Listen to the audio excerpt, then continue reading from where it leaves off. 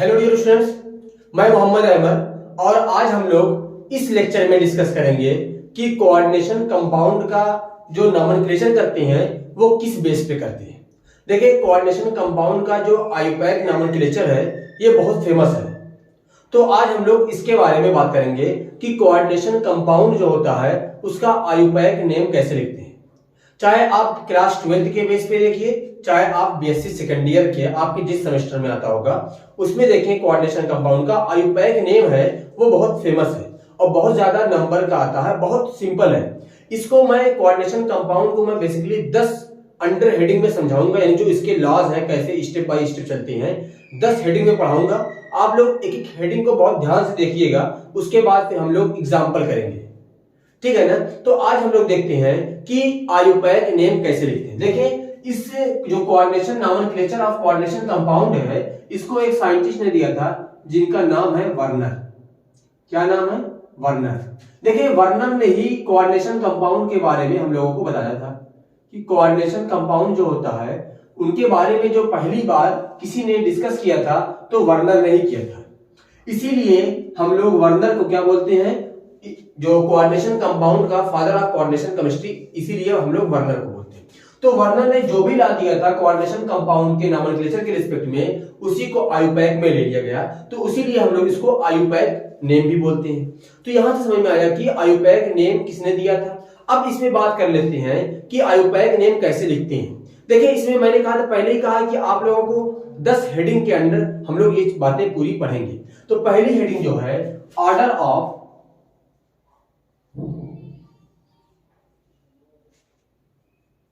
Naming ion, यानी कि जो हमारे पास ऑर्डर है, यानी कि जो हमारे पास कोऑर्डिनेशन कंपाउंड है उसके नेमिंग, उसके अगर मान ले कि हमारे पास कोई आयनिक कंपाउंड है, आयनिक कंपाउंड, अगर आयनिक कंपाउंड है तो उस आयनिक कंपाउंड में हम लोग जो सबसे पहले लिखते हैं first write cation and then followed by anion. क्या करेंगे, हमारे पास कोई कोऑर्डिनेशन कंपाउंड होगा, अगर हम लोग वो आयनिक कंपाउंड होगा तो हम लोग पहले उसके कैटायन का नाम लिखेंगे, उसके बाद उसके एनायन का नाम लिखेंगे। जैसे फॉर एग्जांपल आपको दिया जाए K4FeCl6। आप लोग बस एक स्टेप को देखिएगा, ये नहीं कि मैं कैसे नाम लिख रहा हूं, पूरा नाम आपको पहली बार में आ जाए, ऐसा नहीं। आप लोग एक एक स्टेप को देखें। देखिए, इसके में जो अगर हम लोग देखें तो यहां पे जो पोटेशियम होगा 4K पॉजिटिव प्लस FeCl6, इस पे -4 निगेटिव होगा। तो देखिए, इसमें कैटायन स्पीशीज क्या है, कोऑर्डिनेशन स्फीयर के जो लेफ्ट साइड में लिखा जाता है वो हमेशा कैटायन लिखा जाता है। याद रखिए, ये क्या है, ये हमारे पास है कोऑर्डिनेशन स्फीयर। क्या है? Coordination sphere. कोऑर्डिनेशन स्फीयर के लेफ्ट साइड में जो रहता है वो हमेशा कैटायन रहता है। अगर मान लीजिए कि हमारे पास ये कोऑर्डिनेशन स्फीयर है, इसके राइट साइड में कोई भी लिखा है तो ये क्या होता है, ये एनायन होता है। तब हमारा जो कोऑर्डिनेशन स्फीयर है वो पॉजिटिव चार्ज रहता है, यानी वो कैटायन रहता है। बात क्लियर हो गई ना। अब देखिए, सबसे पहले हम लोग किसका नाम लिखेंगे, फर्स्ट राइट कैटायन, पहले कैटायन का नाम। तो कैटायन का नाम क्या है, पोटेशियम। अब देखिए, अब इसके कोऑर्डिनेशन स्फीयर के अंदर का नाम लिखेंगे। तो कोऑर्डिनेशन स्फीयर के अंदर का नाम देखिए क्या होगा, वो अभी हम लोग स्टेप बाय स्टेप सीखेंगे। अभी मैं डायरेक्ट लिखता हूं, ये बात समझ ना, पोटेशियम लिखते हैं, उसके बाद 6 साइनो है तो hexa cyano ferret.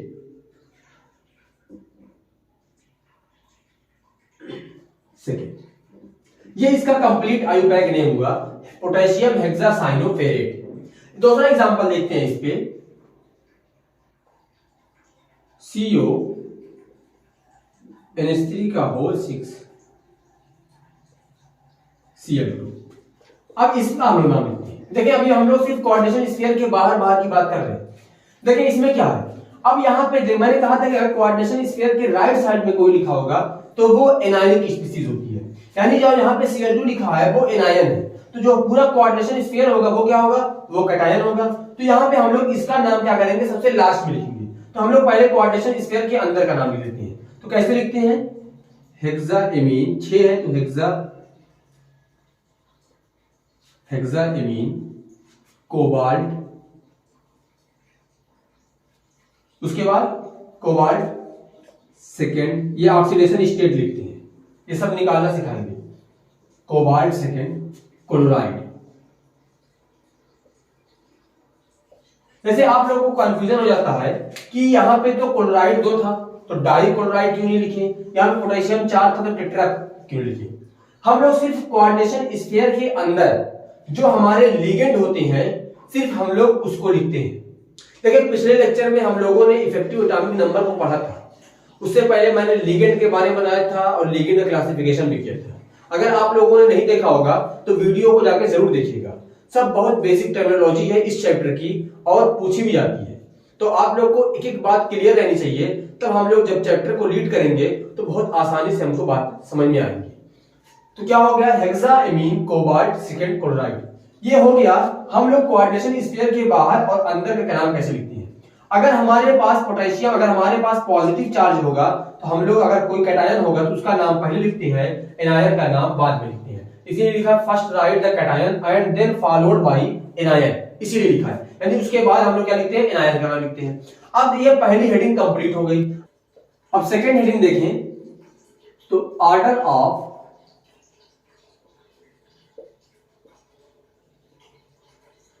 Coordination sphere. Coordination sphere में कैसे लिखते हैं, जो कोऑर्डिनेशन स्फीयर है इसको क्या बोलते हैं, जो बड़ा वाला ब्रैकेट होता है इसको बोलते हैं कोऑर्डिनेशन स्फीयर। चलिए अब इसमें देखते हैं हम लोग, इसमें होता क्या है, write first ligand then central metal ion, उसके पीछे लिखेंगे सेंट्रल मेटल आयन का। सबसे पहले कोऑर्डिनेशन स्फीयर में हम लोग सबसे पहले लिगेंड का नाम लिखेंगे, उसके बाद सेंट्रल मेटल आयन का नाम लिखेंगे। तो देखिए हम लोग कैसे एक एक स्टेप में देखते हैं। जैसे मान लें कि हमारे पास कोई लिगेंड है, लिगेंड क्या है, FeNH3 का होल 6 और यहां पे हो जाता है SO4। ये हमारे पास एक क्या है, एक कोऑर्डिनेशन कंपाउंड, इसका हमको आयुपैक लिखना है। तो मैंने पहले रूल में पढ़ाया है कि अगर हमारे पास कैटायन होगा तो उसका नाम पहले, यानी कोऑर्डिनेशन स्फीयर में जो हमारे पास अगर कैटायन यहाँ पे होता है और तो इसका नाम होगा तो फर्स्ट, और अगर ये हमारा कोऑर्डिनेशन स्फीयर जो भी पॉजिटिव होगा उसका नाम पहले लिखा जाता है, ये बताया ना मैंने। तो देखिए यहाँ पे FeNH3O4, मैंने कहा था कोऑर्डिनेशन स्फीयर के राइट साइड में जो भी लिखा होता है वो हमेशा निगेटिव होता है, तो उसकी वजह से जो हमारा कोऑर्डिनेशन स्फीयर है वो पॉजिटिव चार्ज होगा। तो देखिए इसका नाम कैसे, इसका नाम हम लोग बाद में लिखेंगे। अब कोऑर्डिनेशन स्फीयर की बात हो रही है, किसकी बात हो रही है, ये पूरा कोऑर्डिनेशन स्फीयर है। कोऑर्डिनेशन स्फीयर में ये सेंट्रल मेटल आयन है और ये 6 जो अमोनिया है वो क्या है, वो हमको लिगेंड की तरीके से बिहेव करता है। तो हम लोग कोऑर्डिनेशन स्फीयर में सबसे पहले लिगेंड का नाम लिखेंगे, उसके बाद सेंट्रल मेटल आयन का नाम लिखेंगे। देखिए लिगेंड हमारे पास क्या है, हेक्साएमीन, उसके बाद हो गया हमारा लिगेंड हो गया। अब उसके बाद लिखेंगे central metal ion, central metal ion तो आयरन, उसके बाद आयरन की ऑक्सीडेशन स्टेट, उसके बाद लिखते हैं यहां पे सेकंड ऑक्सीडेशन स्टेट आएगी, ठीक है ना। उसके बाद लिखते हैं SO4 यानी सल्फेट। ये हो गया इसका आयुपैक नेम। दूसरा देखते हैं हम लोग एक और, K2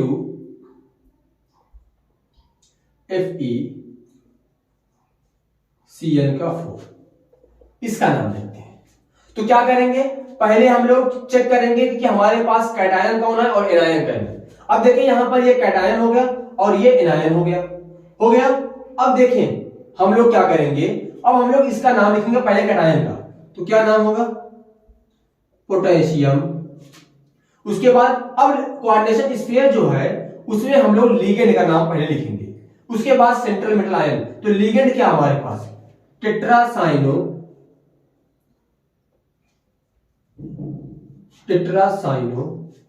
उसके बाद आयरन है ना, तो इसका लिख दें फेरेट। देखिए यहाँ पे फेरेट क्यों लिखे, यहाँ पे आयरन क्यों लिखे, सब बातें आपको 10 हेडिंग के अंदर एक एक बात क्लियर हो जाएगी। आप एकदम टेंशन मत लें, एकदम पढ़ें, बस जितना सिखाते हैं उतना सीखते जाएं, एक एक बात आपको क्लियर हो जाएगी। अब थर्ड हेडिंग देखिए हम लोग, order of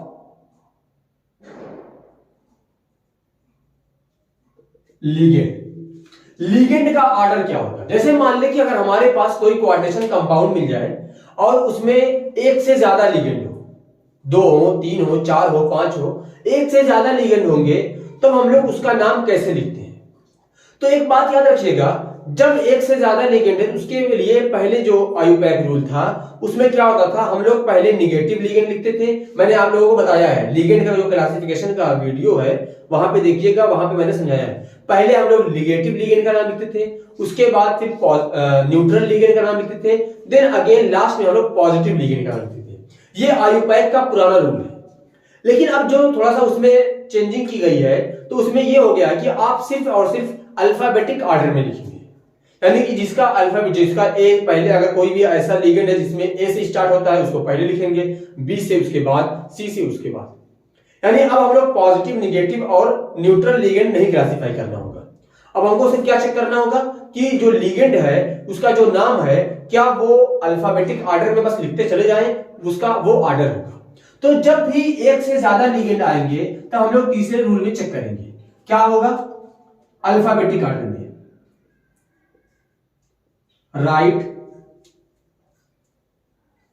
ligand name in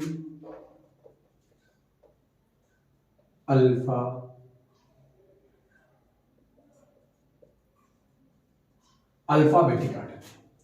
किसमें लिखेंगे? अल्फाबेट के फॉर्म में लिखेंगे, अल्फाबेटिक ऑर्डर में लिखेंगे। जैसे फॉर एग्जांपल एक तुमको हम लोग देखते हैं, इधर देखें, FeCl2 F2 और यहां पर +2 चार्ज, सॉरी -2 चार्ज। कितना है? -2 चार्ज है। अब इसका हम लोग नाम देखते हैं क्या होगा। देखिए अब यहां पर कोई भी पॉजिटिव और निगेटिव है नहीं, जो हमारा कोऑर्डिनेशन स्फीयर है वही निगेटिव है, तो उसका नाम कैसे लिखते हैं? सबसे पहले लिगेंड का नाम लिखेंगे। अब देखिए एक फ्लोराइड है, एक क्लोराइड है, तो F पहले आता है या C पहले आता है? आप जानते ही होंगे। तो पहले क्या होगा? डाई क्लोरो, 2 बार क्लोरीन है तो डाई क्लोरो, उसके बाद डाई फ्लोरो। अब हमारा जो ये है इसको लिखेंगे डाई क्लोरो, डाई फ्लोरो फेरेट स्किन। ये हो गया हम लोग का IUPAC name,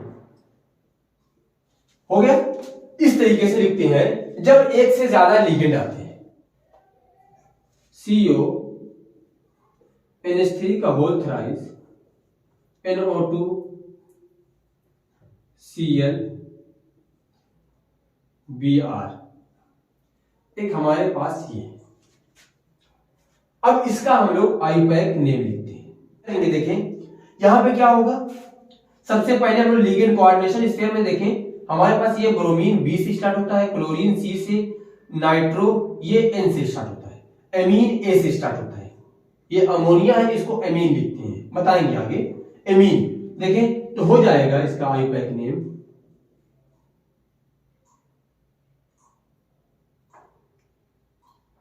try amine bromo. देखिए और एक चीज और ध्यान दें, हम लोग क्या करेंगे, सब स्मॉल लेटर में, जैसे यहां पे मैंने कहीं कहीं पे कैपिटल लेटर कर दिया, जैसे F कैपिटल लेटर में कर दिया, तो इसको हम लोग क्या करेंगे, स्मॉल लेटर में करेंगे। जितने भी लेटर हैं सब में कोई स्पेस नहीं देंगे और हम लोग कंटिन्यू लिखते चले जाएंगे। थोड़ा सा स्पेस हो गया है, ये थोड़ा सा मैं ताकि आप लोग क्लियर देख सकिए कैसे है, हम लोग स्पेस नहीं देंगे, ठीक है ना। ट्राई एमीन ब्रोमो, उसके बाद क्लोरो और नाइट्रो, तो क्या होगा क्लोरो नाइट्रो, और क्या होता है उसके बाद हमारा सेंट्रल मेटल आयन कोबाल्ट, क्या हो जाएगा कोबाल्ट। अब उसके जो ऑक्सीडेशन स्टेट है, यहां पे पूरा कॉम्प्लेक्स था नहीं इसीलिए हम लोग यहाँ पे लिख देंगे। यहाँ पे मैं कर दूं +2 +1 कर दें तो कोबाल्ट सेकेंड। तो हम लोग क्या करते हैं, आयुपैक का एक रूल है कि आप कंटिन्यू में आप लोग लिखते चले जाएं, उसमें कोई स्पेस ना हो और सब के सब स्मॉल लेटर में हो। ये आयुपैक का रूल है, हम लोग स्पेस नहीं देते। जैसे हम लोग ऑर्गेनिक केमिस्ट्री का आयुपैक लिखते हैं वैसे ही यहाँ पे लिखते हैं। अब हम लोगों ने 30 हेडिंग देख ली कि हम लोग जो नेमिंग लिगेंड होता है उसका अल्फाबेटिक ऑर्डर में लिखते हैं और अल्फाबेटिक ऑर्डर में कैसे लिखते हैं उसको हम लोगों ने देख लिया। अब हम लोग चौथा देखते हैं, नेमिंग ऑफ नेगेटिव लिगेंड। चौथी हेडिंग क्या हमारी है,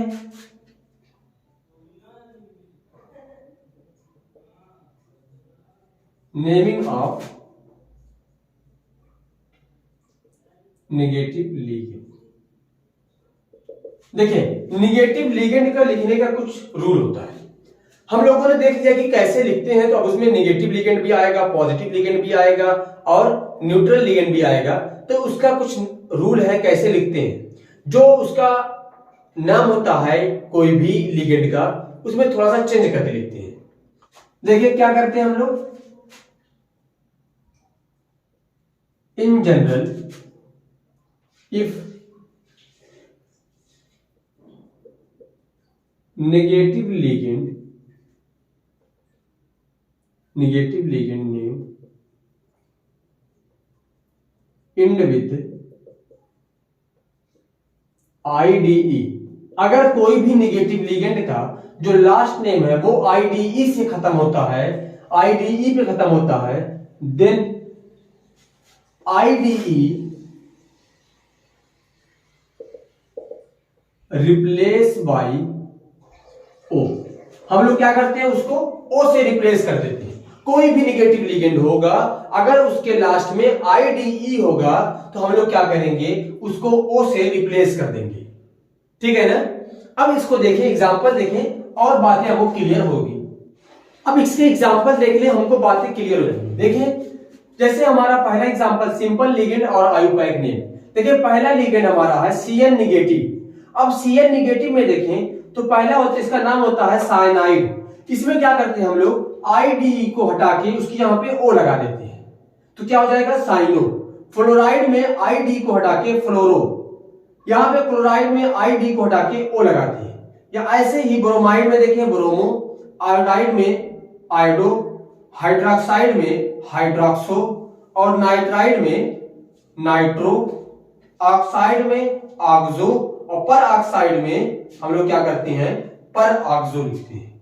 किसको लिखते हैं, पर ऑक्सो के। लेकिन इसके कुछ एक्सेप्शन भी है, आप लोग देख ले एक बार, पूरा नोट डाउन कर ले। अब लेकिन इसके 2-3 एक्सेप्शन भी है, यानी अगर जो IDE को हटा के हम लोग O लगाते हैं, इसके कुछ एक्सेप्शन है, उस एक्सेप्शन को हम लोग देख लेते हैं।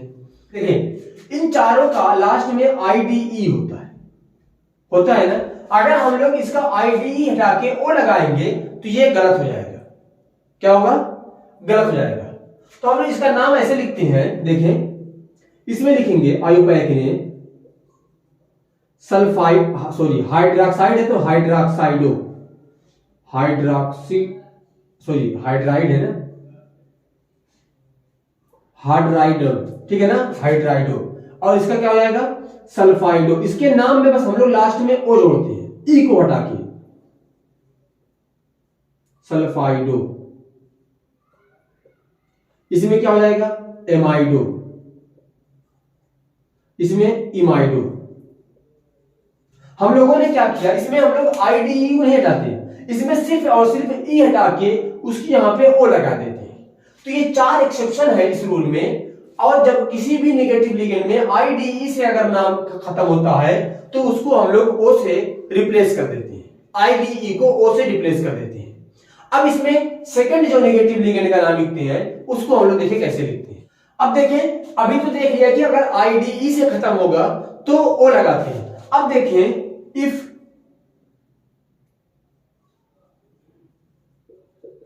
नेगेटिव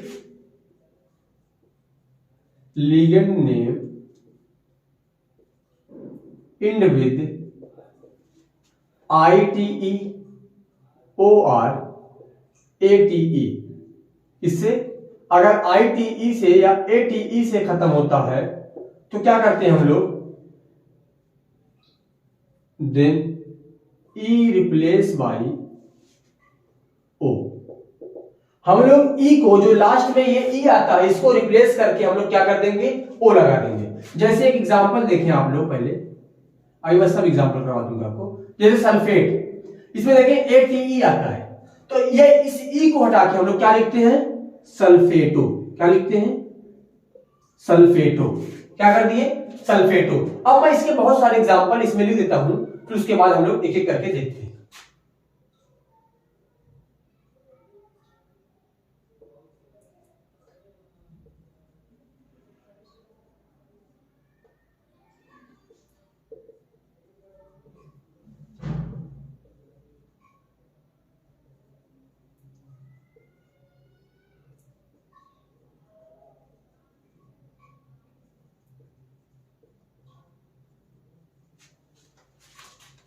अब देख लें इसका आयोपैक नेम, जिसके लास्ट में ITE या ATE से खत्म होता है, उसमें लास्ट में हम लोग क्या जोड़ देते हैं, ओ। जो देखिए सल्फाइड का होता है सल्फाइटो, सल्फेट का सल्फेटो, एसीटेट का एसीटेटो, फास्फेट का फास्फेटो, ऑक्सिलेट का ऑक्सिलेटो और कार्बोनेट का कार्बोनेटो। हम लोग क्या करते हैं, जो निगेटिव लिगेंड हमारा होता है उसमें हम लोग क्या करते हैं, अगर IDE से खत्म होता है, किससे खत्म होता है, IDE से खत्म होता है, तो इस IDE को O से रिप्लेस कर देते हैं। लेकिन अगर हमारा ITE या ATE से खत्म होता है, तो हम लोग उसको सिर्फ जो E आता है, E को हम लोग O से रिप्लेस करते हैं। देख ले, तो इस रूल में जो नेगेटिव लिगेंड का नेम बहुत ज्यादा, क्योंकि जो लिगेंड होता है ना, उसका जो नाम होता है, हम लोग जर्नल नेम जो होता है, वो आयोपैक नेम में थोड़ा सा चेंज होता है, कुछ का सेम होता है। तो हम लोग जब तक उसका नेम नहीं जानेंगे, हम लोग आयोपैक नेम में वही रख देंगे, तो हमारा जो आयोपैक नेम होगा वो गलत हो जाएगा। तो आई होप आप लोगों को अभी जो 4 हेडिंग हम लोगों ने पढ़ी है, उस चारों हेडिंग को आप लोगों ने बहुत अच्छे से समझ लिया होगा। अब हम लोग इसके बाद पढ़ेंगे पॉजिटिव, उसके बाद न्यूट्रल लिगेंड, उसके बाद हम लोग पूरे एक एक करके 10 हेडिंग में पूरे आयोपैक नेम को पढ़ेंगे, क्योंकि एक हेडिंग में पढ़ाना पॉसिबल नहीं था। कि आपको अगर एक हेडिंग में पढ़ा दे एक ही वीडियो में, तो आप लोगों को बहुत ज्यादा दिक्कत होगी, सब बातें कंफ्यूज करेंगी। तो इसको आप लोग छोटी छोटी वीडियो में और 4-4, 5-5 हम लोग लेके चलेंगे हेडिंग में, तो हम लोग का 2 से 3 वीडियो में पूरा आयोपैक नेम क्लियर हो जाएगा। जिसके बाद हम लोग बहुत सारे एग्जाम्पल करेंगे जो पेपर में आए हुए हैं, जो बहुत ज्यादा फेमस हैं, तो उसके बाद हम लोगों को समझ में आएगा कि हाँ, हम लोगों ने बहुत अच्छे से आयोपैक पढ़ा है। तो पढ़ते रहें, पेपर आने वाला है। Thank you for watching.